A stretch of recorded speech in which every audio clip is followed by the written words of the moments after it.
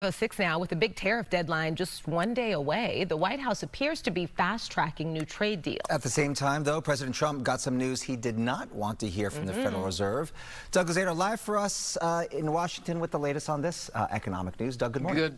Good morning. Yeah, there's been a flurry of announcements coming from the White House about new trade frameworks. I mean, they still have to fill in the details here, but it doesn't cover every country. And for other countries that have not negotiated a deal, those tariffs go up tomorrow.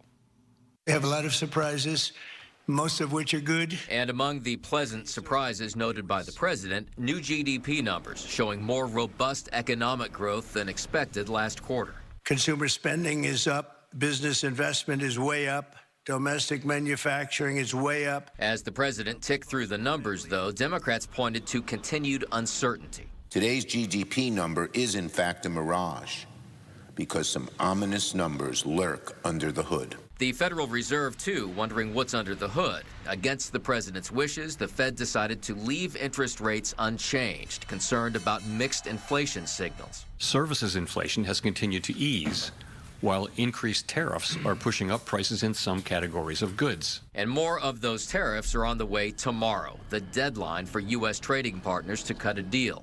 Yesterday, White House officials announced new framework agreements for South Korea, Cambodia, and Thailand.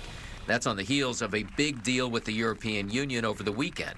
On the other hand, the president promised even higher tariffs for India and Brazil. And the president has said August 1st means August 1st. The president said that he's not planning on making any sort of extensions here, but we still haven't seen trade deals yet from some of our biggest trading partners, including China, and it still sounds like there is a lot to hammer out here in this home stretch.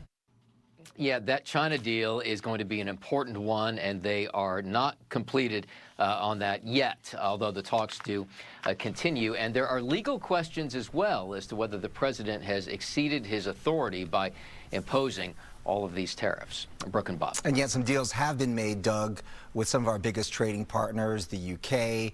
We've got Japan, and earlier this week, obviously, the EU also announced a deal. And then last night, I think it was South Korea that sort of crossed the finish line and had another deal. Is there any indication that any other countries are close to making a deal prior to this hard, fast deadline? Well, we keep looking at China, Canada, Mexico, but China especially because of all of the dealings that we have with that country. Now, there have been talks going on through the course of the week in Stockholm. They kind of ended those talks for now. The expectation here is that there's going to be kind of an extension in play for that country to prevent the huge tariffs that both sides were talking about. But other countries are still dealing with that deadline tomorrow.